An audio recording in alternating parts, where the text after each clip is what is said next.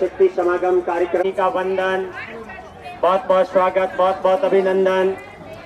आप समस्त नारी शक्ति से निवेदन रहेगा। हे ऋषिवर सत सत वंदन, हे ऋषिवर सत सत राष्ट्र पुजारी, तुमसे सडरि पुशक्ति हारी, हे परिव्राजक भारत माता की भारत। बहुत सुंदर।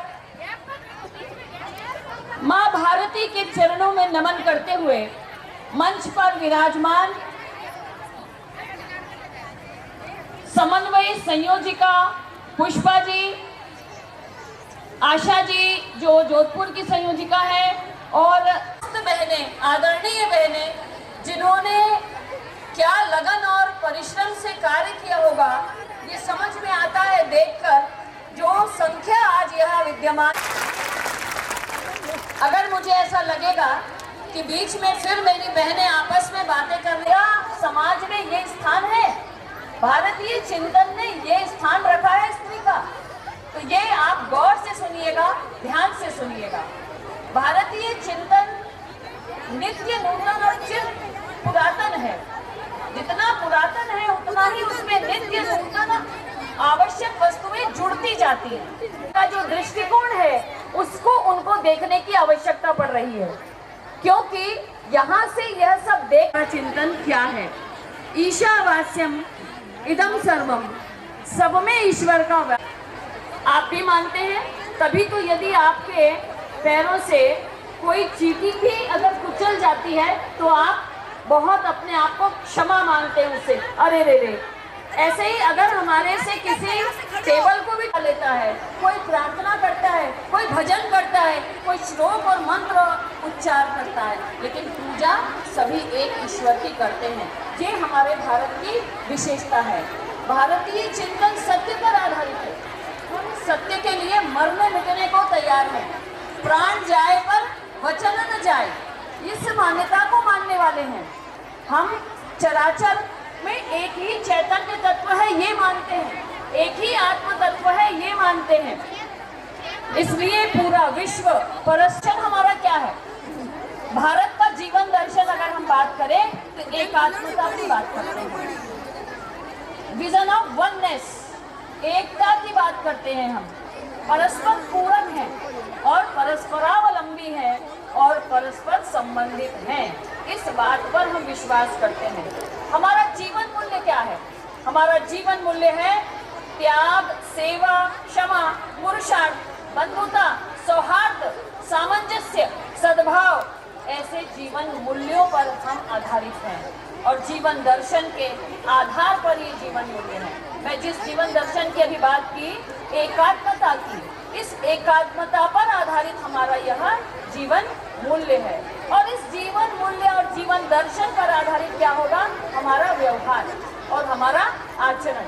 आप देखिए, आज जो भी हमारा आचरण या व्यवहार है वो हमारे इन जीवन दर्शन और जीवन मूल्यों पर आधारित नहीं होता, तो जब हम बैठते हैं हमें ऐसा लगता है एक सोफे पे हम 3 बैठे हैं, चौथी भी एडजस्ट हो सकती है, तो किसी को बोलने की जरूरत नहीं पड़ती, वो बहन स्वयं खसक जाती है और बोलती है बहन आकर बैठो। तो ये एक दूसरे के साथ हमारा जो सद्भाव है, एक दूसरे को लेकर चलने की भावना है, एक दूसरे के साथ जो हमारे संबंध है, ये भारतीय जीवन दर्शन और भारतीय मूल्य की वजह से हमारे व्यवहार में आए और हमारा ये व्यवहार अपने आप बनते जाता है। और मैं आपको बता दूं कि आप स्वयं देख रहे होंगे कि भारतीय जीवन दर्शन या भारतीय मूल्य को हमको पाठ में नहीं पढ़ाना पड़ता, वो हमारे आचरण में बचपन से हम अपनी माता के द्वारा ग्रहण करते हैं। तो इस प्रकार से हमारा जीवन है और यह जो मूल्य और दर्शन के आधार पर जो हमारा व्यवहार है वो काल सापेक्ष है। आवश्यकता अगर है तो हमको इसमें परिवर्तन भी करना चाहिए। जैसे पहले प्राचीन काल में सती प्रथा होती थी, लेकिन आज समय के अनुकूल इस पर रोक लगा दी गई है। इसी प्रकार से आज यहाँ मैं आपसे कहना चाहूंगी, बहुत संख्या में कम हो गया है, लेकिन बाल विवाह को रोकना भी आज समय की मांग है। तो हमको बाल विवाह को रोकने के लिए भी कुछ कदम उठाने चाहिए और उस पर चिंतन करना चाहिए। अगर एक छोटा सा पौधा है, अगर उसको हम अच्छा मजबूत नहीं बनाएंगे तो वो वृक्ष कैसे बनेगा, वो बड़ा कैसे होगा। और बहुत कम उम्र में, छोटी सी उम्र में अगर हम विवाह कर देंगे तो सुकोमल कलियां वहीं मुरझा जाएंगी। तो मेरी बात से आप सहमत होंगी तो एक बार बोलिए भारत माता की। तो आज से हम संकल्प लें कि जहाँ भी छोटी छोटी बालिकाओं का विवाह हो रहा है, उनके माता पिता को हम जाकर समझाएं कि माता पिता आप अपनी बेटी को पढ़ाओ। अगर आप दूर स्कूल में पढ़ाने नहीं भेज सकते तो अपने घर में जो भारतीय ज्ञान परंपरा है, जो भारत का ज्ञान भंडार आपके पास है, वो अपनी बेटी को दो। तो व्यक्तिगत, पारिवारिक, राष्ट्र जीवन को सुचारू रूप से चलाने वाली व्यवस्था में सौहार्द आवश्यक है। और अपना जो व्यवहार है, अपनी जो व्यवस्थाएं हैं, जीवन दर्शन से अलग हो गई तो हम अवनति की ओर चले जाएंगे। और इस अवनति को रोकने के लिए हमको व्यवस्था बदलनी पड़े तो बदलनी चाहिए। तो इस प्रकार से अपना जीवन दर्शन, अपने जीवन मूल्य, इनको जीवन में आदर्श मानते हुए हम अपना आचरण रखें, हम अपना व्यवहार रखें। और यही हमारे भारतीय चिंतन में महिला का स्थान है। इस स्थान को हमें कभी भूलना नहीं चाहिए और इसका पालन करते हुए हमको आगे बढ़ना चाहिए। भारतीय चिंतन में महिला गृहस्थ आश्रम की गृह लक्ष्मी है। अगर आप गृह लक्ष्मी नहीं होती तो आज आपको यहाँ आना था। आपने अपने घर में अपना निर्णय सुनाया कि भाई मैं तो जाऊंगी महिला सम्मेलन में, तो आपको क्या इसके लिए कोई अर्जी देनी पड़ी? आपने डिसीजन सुनाया, आपके डिसीजन को स्वीकार किया गया। तो ये आपका बहुत बड़ा स्थान आपके परिवार में है, लेकिन इसको हमको समझना पड़ेगा। और हमारे पास यह जो स्थान है, हमारा ये जो सम्मान है, इसको बनाए रखना भी हमारे हाथ में है। आप इतनी दूर से यहाँ आई हैं, तो जिस कार्य के लिए आई हैं, जिस उद्देश्य से आई हैं, यहाँ से कुछ सुनकर, सीखकर, समझकर कुछ संकल्प लेकर जाएंगी तो निश्चित रूप से परिवार के लोग कहेंगे एक बार नहीं, बार बार ऐसे आप सम्मेलनों में जाओ, क्योंकि आप समाज को दिशा देने का कार्य कर रही हो। आप बहुत अच्छा कार्य कर रही हो। आपके उस सम्मेलन में जाने से आपने न केवल अपना विकास किया, अपितु अपने परिवार के लिए अच्छे विचार लेकर आई। सास की बहू के साथ, बहू के साथ देखिएगा कितने अच्छे संबंध हो जाएंगे। आप अपने आसपास पड़ोस के बच्चों को बहुत अच्छे संस्कार दे पाएंगे। तो घर के लोग बोलेंगे अरे वाह, आप तो इतने अच्छे सम्मेलन में जाके आई हैं जहाँ से आपने एक बहुत अच्छा संकल्प लिया और आप इतना अच्छा कार्य कर रही हैं। तो आपके जीवन का उद्देश्य पूर्ण होगा, क्योंकि इस मानव शरीर को हमने ग्रहण किया है। इस धरती पे हम आए हैं तो किसी की पत्नी बनकर, किसी की माँ बनकर भोजन किया, खिलाया, खाया, सो गए, इसी के लिए नहीं आए हैं। इस भारतीय चिंतन में महिला का स्थान बहुत महत्वपूर्ण है। वह गृह लक्ष्मी है, वह परिवार को दिशा देने वाली एक दिशा निर्देशक है, धर्मपत्नी है, परिवार को संतति देने वाली है, परिवार का पालन पोषण करने के साथ साथ संस्कार देने वाली है। महिला का समाज, राष्ट्र और सृष्टि की अंग होने के नाते समाज, राष्ट्र के पुनरुत्थान में और सृष्टि के संरक्षण में बहुत बड़ा योगदान है। माँ के पुत्र और पुत्रियां हैं, मेरे सहोदर हैं, तो जो मेरी भारत माँ की बेटियां हैं, क्या मैं उनके उत्थान के लिए अपना योगदान नहीं दे सकती? तो ऐसा यह हमारा भारतीय चिंतन है। इसके संरक्षण में मेरा क्या सहभाग है, इस ओर भी हमें चिंतन करना चाहिए। नारी वेदों में ब्रह्मा शब्द से अभिहित है। स्त्री ही ब्रह्मा बभुविक, ये कहा गया है ऋग्वेद में 8:33-19 की ऋचा में।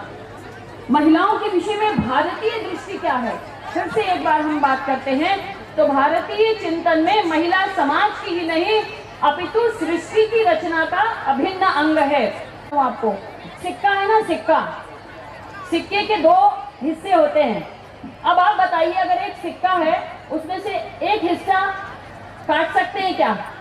इधर से भी देखो, इधर से देखो, दोनों को मिलाओगे तब सिक्का कहलाएगा। एक हिस्सा ना हो तो वो सिक्का नहीं कहलाएगा। इसको कहते हैं परस्पर पूरकता। तो आज जो स्त्री है, जो बेटी है, जो पत्नी है, जो माता है, उसका स्थान पुरुष के साथ परस्पर पूरकता का है। हमें किसी प्रकार के कंपटीशन किसी से नहीं करना और कभी भी नहीं करना है। कंपटीशन वो करे जो अपने आप को किसी से कमजोर समझता हो। लेकिन भारतीय चिंतन में तो महिला न कमजोर है, न बराबर की बात करना है, बल्कि उच्च स्थान है कि नहीं? उच्च विचार किया जाना है। देखिए कितनी महत्वपूर्ण बात सामने आई। आज हमारे देश में कुटुंब व्यवस्था बहुत खतरे में है, मानते हैं इस बात को? वैसे राजस्थान के परिप्रेक्ष्य में ये ज्यादा नहीं है खतरे में, क्योंकि आज भी यहाँ संयुक्त परिवार है। इसलिए मैं राजस्थान के बाहर से आई हूँ और राजस्थान की खुले दिल से तारीफ करती हूँ और आपका मैं अभिनंदन करती हूँ। और राजस्थान के बाहर जहाँ भी जाऊँगी वक्तव्य की एक बहुत अच्छी बात सामने आ रही है कि जेंडर डिस्क्रिमिनेशन को लेकर आज की यंग गर्ल्स बहुत ज़्यादा समाज में अपने आप को प्रतिस्थापित करने की कोशिश करती है और वो ये कहती है भैया अगर ये कर सकता है, बेटा अगर ये कर सकता है, तो मैं क्यों नहीं कर सकती? तो क्या ये गलत है? नहीं है। आप खड़े हो जाएं दीदी। जय श्री कृष्णा। सबसे पहले मैं ये सवाल पूछना चाहती हूँ, महिला सशक्तिकरण की बात करते हैं, लेकिन आजकल की स्कूलों में गवर्नमेंट हो चाहे प्राइवेट, वहाँ पे लड़के हो या लड़कियों, उनको को आत्मनिर्भर आत्मरक्षा की शिक्षा या इस तरह की शिक्षा अभी तक क्यों नहीं शुरू की गई है? दीदी, निजी विद्यालय ऐसे होंगे जहाँ पर उनको आत्मरक्षा प्रशिक्षण नहीं दिया जा रहा, वहाँ केवल किताबी शिक्षा दी जा रही है। सरकार की योजना के तहत कॉलेज जाने वाली बालिकाओं के लिए भी सरकारी योजना से सरकारी खर्चे से ट्रेनर भेजकर कुछ भी गलत नहीं हो, इसके लिए सेल एक कमेटी बनी हुई है। तो ऐसा नहीं है कि सरकार इस तरीके का प्रयास नहीं कर रही है, हो सकता है कि उसकी जानकारी नहीं होगी। तो इस मंच के माध्यम से मैं ऐसा बताना चाहूंगी, वैसे तो विविध जगह पर ऐसे पैम्पलेट पर सारी जानकारियां उपलब्ध है कि सरकार कौन कौन सी योजनाएं चला रही है। वो बेटियां और बहनें कहीं ऐसी मजबूर है, उनको उनके पेरेंट्स के द्वारा, जैसे माता और भाई और बाप के द्वारा स्टेट ओपन की सुविधा चल रही है, उसके लिए आप मोटिवेशन कीजिए इस स्टेज पे। मेरा यही है, क्योंकि वो बेरोजगार औरतें कई शारीरिक संबंध के शिकार हो रहे हैं। बहुत बढ़िया। क्यों चाहते हैं कि हमारी बेटी सक्षम नहीं हो? हम ऐसा क्यों चाहते हैं कि हमारी बेटी सबल और मजबूत नहीं हो? कुछ परिस्थितियां रही होगी कि हमने छोटी उम्र में उसका विवाह कर दिया होगा, कुछ ऐसी सामाजिक पारिवारिक परिस्थितियां रही होगी कि हम उसको पूरी शिक्षा नहीं दिला पाए, या ऐसा भी रहा होगा कि जिस समय हम जहां रह रहे थे वहां शिक्षा की समुचित व्यवस्था नहीं होगी।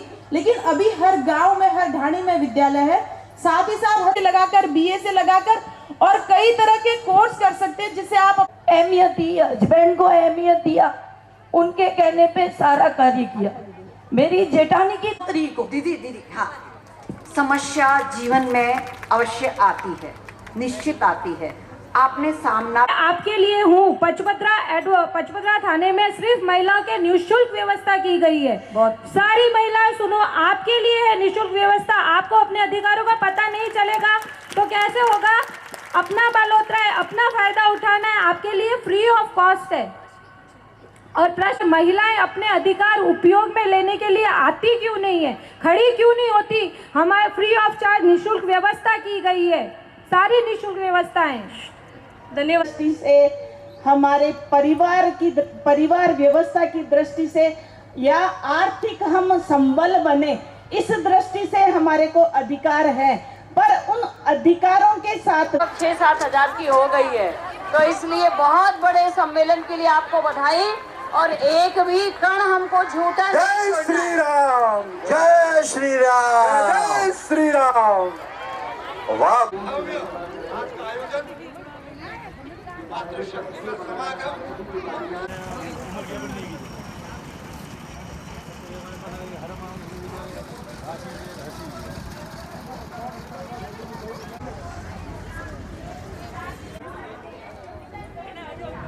जय सिया राम। नारी शक्ति समागम कार्यक्रम का वंदन, बहुत बहुत स्वागत, बहुत बहुत अभिनंदन। आप समस्त नारी शक्ति से निवेदन रहेगा,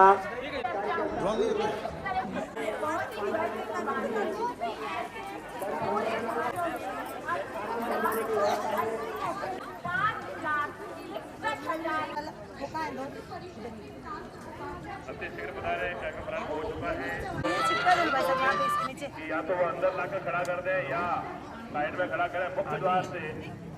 जिन कार्यकर्ता बंधुओं के 2 पहिया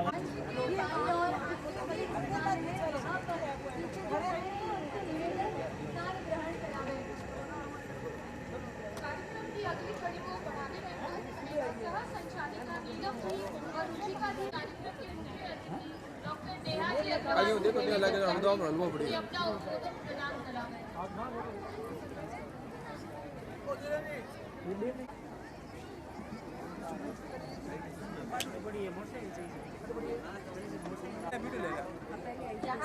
एक और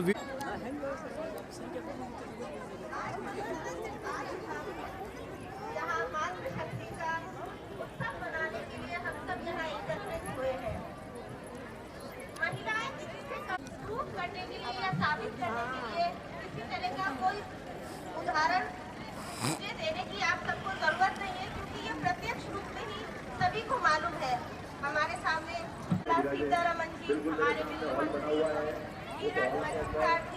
बायोकॉन कंपनी की फाउंडर, इसके अलावा सरोजनी नायडू जी और भी बहुत सारे एग्जाम्पल हमारे सामने मौजूद हैं। इन सभी का जीवन हमें कहीं ना कहीं प्रोत्साहित करना है। को सुनाकर आपको प्रोत्साहित करना चाहूँगी। मैं डॉक्टर नेहा अग्रवाल, हाल फिलहाल मैं राजकीय नाहटा चिकित्सालय में स्त्री रोग नहीं सुना, पर मैंने अपने जीवन में अभिमान किया है कि हर औरत की सफलता के पीछे या 18 वर्ष की थी, मेरे पिताजी जब एक हे ऋषिवर सत सत वंदन, हे ऋषिवर सत सत राष्ट्र पुजारी, तुमसे सडरि पुशक्ति हारी, हे परिव्राट